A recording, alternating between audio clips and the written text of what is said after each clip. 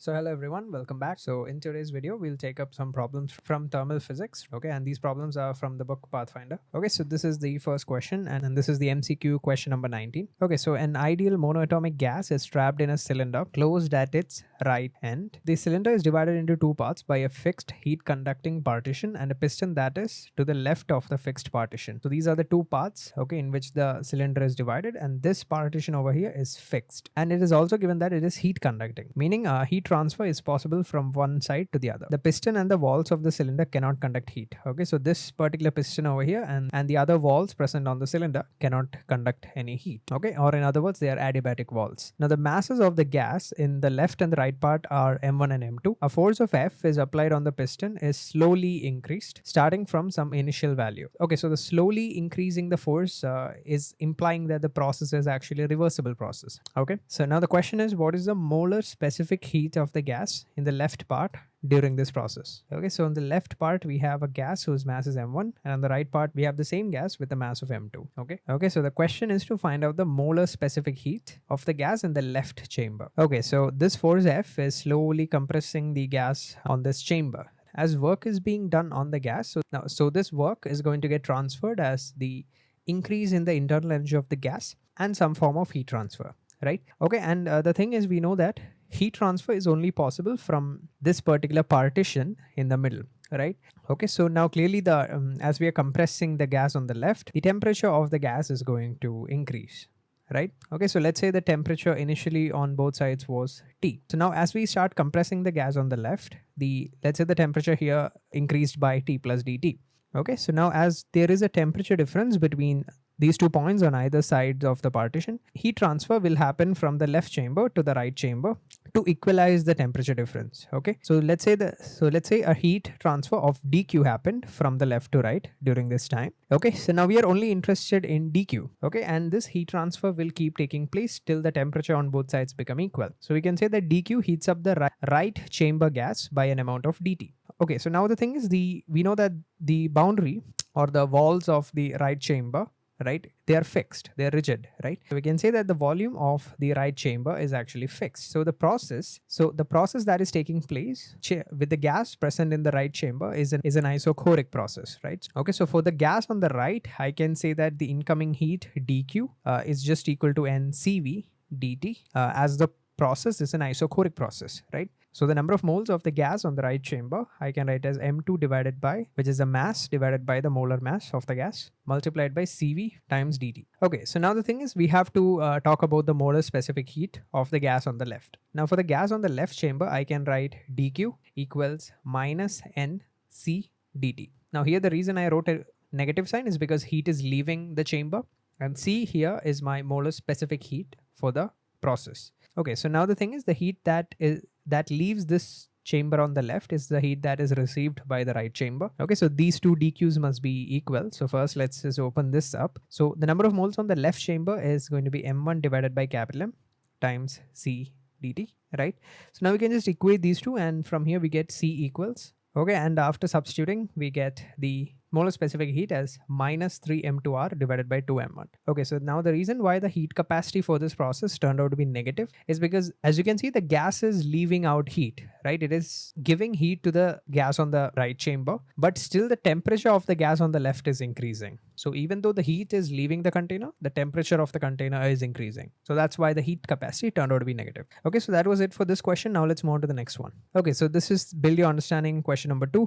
And the question states, we have hot water from a reservoir that is maintained at a constant temperature being added at a very slow and constant rate in a calorimeter initially containing 1 kg of water at a temperature of 20 degrees Celsius. Okay, so let's quickly draw a diagram. So let's say this is our container. Again, it initially contains a kg of water and it was initially at 20 degrees Celsius. And to this container, we are pouring hot water from some other vessel. Okay, and this hot water was also being maintained at some constant temperature. Let's take the temperature as some T0. Okay, and it's also given that the water is being added at a constant rate. So let's say the water is being added at a rate of k grams per second. Okay, so let's read the question further. So we have now the water in the calorimeter is being continuously stirred to maintain its temperature uniform. Okay, so the water is being stirred so as to maintain the temperature everywhere to be almost uniform. Okay, so it's not that one region of the fluid is hotter as compared to the other. So the entire fluid is to be assumed to be at the same temperature. Okay, so now the graph shows how the temperature theta of water in the calorimeter changes with time t. Now obviously, as hot water is being added, the temperature of the existing fluid is going to rise. And this is the curve that shows the relation between that temperature with time. Assuming heat loss to the surroundings and work done in the stirring process to be negligibly small, find the temperature of the hot water reservoir. Okay, so we don't have to consider the heat loss by convection or anything like that. We just have to consider the heat transfer that is happening between the hot water and the warm water. And finally, the question is we have to find the temperature of the hot water reservoir. So we have to find T naught. Okay, so let's try to answer this question. Okay, so firstly, if we look at the plot, we can see that at time t equals 0, it's 20 degrees Celsius, basically the initial case. And the moment the clock hits 200 seconds, the temperature becomes 30 degrees Celsius. So it increases by 10 degrees Celsius, right? Okay, so I'm assuming that water is being added at a rate of k grams per second. Okay, so after 200 seconds, a mass of k multiplied by 200 grams of water is added into the container. Okay, so let's say this is the extra mass of water that is added into the container. And at this stage, the temperature is given to be 30 degrees Celsius, right? So right now, at this current situation, the temperature of the water present here is 30 degrees Celsius.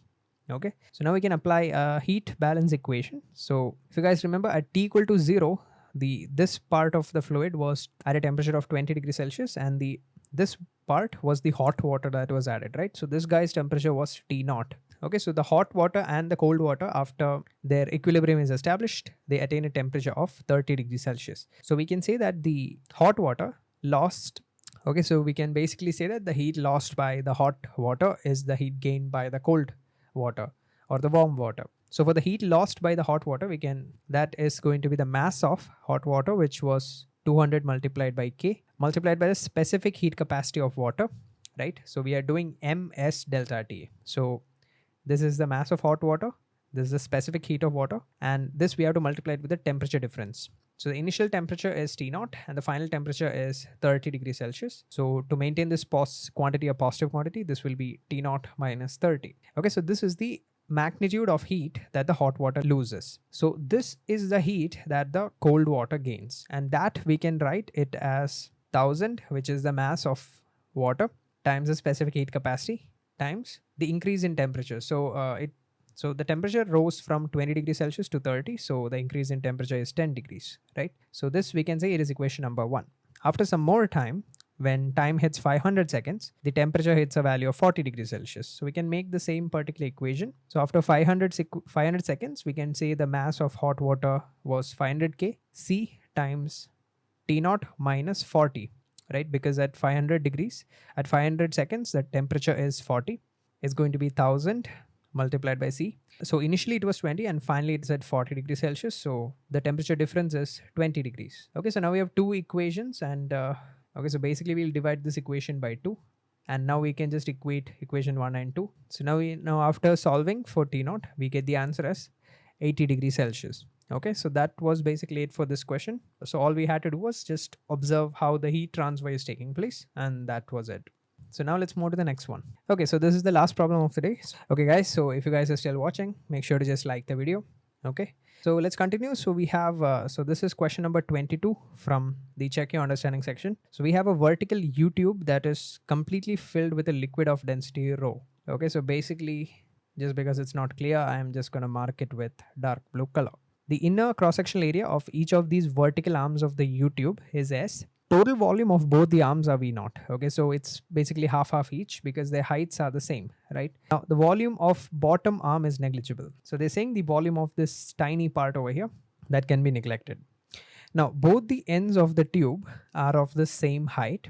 One of them is open to the atmosphere and the other end is hermetically connected to a flask of. Hermetically just means that it is airtight. So no air is going to escape. So no air is going to leak out of this connection. Okay, so it is connected to a flask of volume V naught, which has an ideal monoatomic gas. Okay, so this ball of sphere, so the sphere that we are seeing, it has a volume of V naught, and there is an ideal monatomic gas in there. Okay, so now we have to find the amount of heat which must be given to the gas to drive slowly half of the liquid out of the tube. Okay, so process is taking place very slowly. So we have to very slowly drive out half the liquid present in the U tube, and we have to find the amount of heat required for that. The atmospheric pressure is constant and is equal to P naught, and the pressure of liquid vapors, effects of surface tension, and heat loss to the environment are all negligible. And the acceleration due to gravity is considered to be g.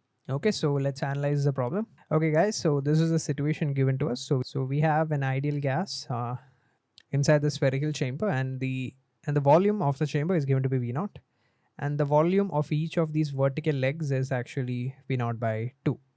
Okay, and it was given that this end of the tube is open to the atmosphere. Okay, so now as the fluid is now initially in hydrostatic equilibrium, if I go a distance of h inside the fluid, the pressure increases by rho g h, right? So if I am at a constant height from the top, then the pressure in that level will be the same. Now, okay, so now it was given that initially both ends of the tubes were at the same height level. So it just means that this point is also at a pressure of P naught. Okay, so which means the initial gas pressure is also going to be just the atmospheric pressure. So the initial state of the gas is P naught comma V naught. Okay, and let's just say that the initial temperature is T naught. So now the thing is, we are slowly going to add heat to our gas, and what is going to happen is the pressure inside this chamber is going to increase, and as a result of the pressure increasing, it is going to push the water in the downward direction, and hence water will be pushed out of the container. Okay, so we want to keep doing it till the fluid in this half gets emptied. Okay, so this is the final situation, you could say, in which half the fluid is actually pushed outside. So this left chamber is now empty. So now if you observe, the gas takes up a volume of this V naught plus this additional volume of V naught by 2. Okay, so you can basically ignore this bottom part. As they said in the question, it was actually negligible. Okay, so now let's try to determine the pressure at this particular point. Okay, so now as the fluid is in hydrostatic equilibrium, we can easily write the pressure. So on the surface of the fluid, the pressure will be just the atmospheric pressure. And once we go a depth of capital H, everywhere on this horizontal level, the pressure is the same. So we can say that the pressure here is P naught plus rho g times h, where h is the height of the column. Now the height of the column is something that we can determine. So it was given that the cross-sectional area of this U-tube was equal to S, and the volume of one leg is actually equal to V naught by 2, right? So we can just say that the height h is the volume divided by the area of cross-section. So this would be V naught divided by 2S.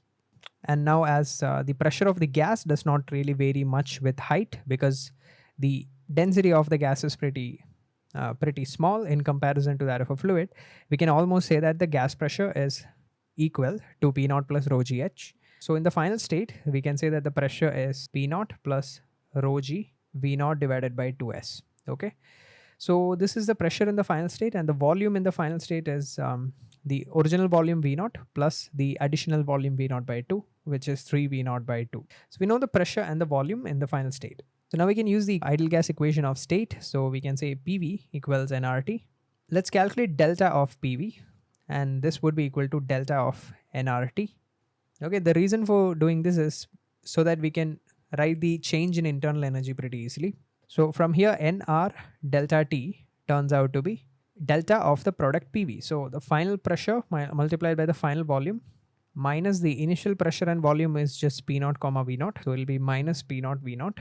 So if I continue the calculation, it will be P naught V naught by 2 plus 3 by 4 rho g V naught square by 4 S. Okay, so this is the value of nR delta T that we are obtaining. Now, as the process is once again taking place slowly, we can just directly write the change in internal energy of the gas as N CV delta T. Okay, where CV is the specific heat capacity at constant volume. Now, CV for an ideal for a monoatomic gas, it is 3R by 2. So if you observe that R clubbed with N and delta T is just nR delta T, whose value we already know. So let's plug that already in.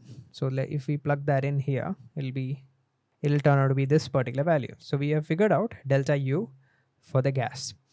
So now we have to figure out the work that the gas is performing. So now there are like two ways to write the work done by gas. So one way is the work done by the gas is converted into the change the gravitational potential energy of the water plus the work done against the atmospheric pressure. So basically here, as you can see, atmosphere is pushing against the fluid, right? So if you take the fluid and the gas as a system, we'll have to consider this work, consider the work that we are doing against the atmosphere. So this is like one way to find out the work done by gravity. And the second method, is just to integrate. So we'll say at any general instant, some water corresponding to a height of y is removed from the container. So the pressure here, so the pressure at this location, if you observe, so here the pressure is P naught and here the pressure is going to be P naught plus rho gy, right? Okay, so the gas pressure at this location is P naught plus rho gy. So the gas is pushing against the fluid with a pressure of P naught plus rho gy. So we can see that the work done by the gas is integral of P d volume. Okay, so let's say after some infinitesimal time, the fluid was pushed by an infinitesimal distance of dy. Okay, so the work corresponding to this displacement will be integral of the pressure is P naught plus rho gy. So the dv volume is going to be dy multiplied by the area of cross section, which is S. So now we'll have to integrate this. So the initial y limit is going to be 0, okay, because initially the fluid layer was present at y equal to 0, right? Okay, and the final y limit will correspond to the height of the column, which is v naught divided by 2s. So the limits go from 0 to v naught over 2s.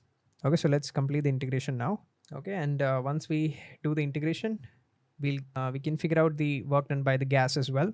So now we can just apply first law of thermodynamics to the gas, and we can say Q equals del U plus the work done by the gas. So now we can just add these two quantities up.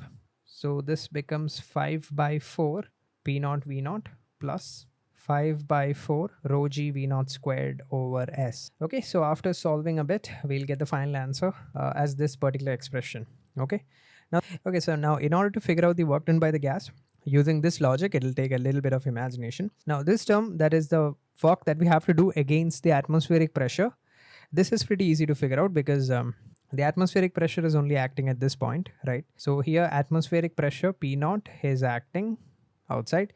Let's say a tiny water element of height dy is about to go out. So the work done by P naught is now going to be minus P naught dv, right? Because the force and the displacement are going to be opposite. The work done by P naught is going to be minus P naught dv. So if now, because P naught is constant, we can take it out of the integral. Okay, obviously we'll have to integrate this. So, but as it is a constant, we can take it out. So it'll be minus P naught times delta V. So the work done against P naught is pretty straightforward. All we have to figure out is how much volume escapes the container, and the answer is V naught by 2. So the work that we have to do against the atmospheric pressure is going to be P naught multiplied by V naught by 2, and that's the okay, and that we can confirm it by looking at this part as well, right? Delta UG case, so this is the part which will require a little bit of imagination. Okay, so firstly let's write the initial gravitational potential energy of the fluid. So initially from this diagram we can see that the center of mass of the left part will be over here and the center of mass of the right leg will be over here, and the height from the ground is going to be V naught divided by 4s. Okay, because the height of the full leg is going to be V naught by 2s, so the height till the center of mass is V naught by 4s. So I'm taking the ground as my zero potential energy level, so the initial potential energy is just going to be mgh. So rho V naught is the total mass into g into the height of the center of mass, right? So that's going to be this particular value. So the initial potential energy is going to be rho g V naught square by 4s. Okay, so now for the final potential energy, what I'm going to do is I'm going to say that some y amounts of fluid is already gone, right? And let's say another dm element, let's say another dy length of the fluid is about to be kicked out. Okay, so let's extend this guy a little bit. Okay, so this dy length will obviously protrude out from here. Okay, so this part will rise by an amount of dy. Okay, so now if you observe the change in potential energy from the state just before this happened to this state, what happened was this small tiny dm mass got eliminated and this mass got added, right? So that's what happened. So I'm gonna mark this with a yellow color. So this DM mass got removed and this DM mass got added. So, and if you observe, the configuration of every other mass of the fluid is the same. So nothing really changed. So the only thing that changed was this DM got deleted and this DM got added. Okay, so that we can also imagine it as this DM mass got picked up and it got elevated and placed over here, right? We can actually imagine it like that. Okay, so now let's get rid of this DM element. Okay, so now the thing is, guys, we know that the moment the fluid comes out even a little bit, it will flow out of the container, right? Okay, so the moment the fluid comes out by dy, it'll fall out of the container. So I'm gonna erase this. Okay, so that DM mass will now escape the container. Now let's say we go deeper by an additional amount of dy. Okay, so now let's say we keep continuing this process again and again, and let's say we reached this height level, okay, which is at some level of, let's say, y dash. Now let's say from here, let's say if I want to remove a small dy element, so once again that dy will come over here. Okay, so we can imagine it like picking up this dy element and increasing its potential energy by a height of y dash, right? So it's basically like picking individual dm elements from the left leg and we are placing it at the top of the right leg. Okay, so if I have to, okay, so now if I observe the initial and final situation, the process that we're doing is picking up individual elements of dm and we are increasing it and we are placing it at the top of the right leg, right? Okay, so we can imagine this process like we take up all the fluid that is present in this branch. Let's say the mass of the fluid on the left leg is m dash. So we take up this m dash and we place it over here, basically at the top. So this is how we'll have to imagine it. Okay, so now we can just write the final potential energy as well. So the final potential energy just has the half the mass at the top of the right leg. So this height, if you guys remember, it was V0 by 2s. And the center of mass of the right part is still at a height of V0 by 4s. So the final potential energy will be rho V0 by 2. So that's the mass of the left part, right? And that is at a height of V0 by 2s now. And the part present on the right leg has a mass of rho V0 by 2 as well. And it's at a height of V0 by 4s. So if you sum these two up, it'll be 3 by 8 rho V0 square by s. The gas has to fight against the atmospheric pressure. And for that, it has to perform a work of P0 V0 by 2, right? So this is the extra work that the gas does against the atmosphere. And then it changes the gravitational potential energy. So that we can write that. So that will be UF minus UI. So for that, it will be 3 by 8 minus 1 by 4 rho V0 square by S. Okay, so this is exactly what we figured out earlier. So this was the energy approach to do the same thing. So yeah, that was it for this video, guys. If you have any doubts, you can comment down below. And if you enjoyed the video, make sure to like, share, and subscribe. And that's it. Thanks for watching.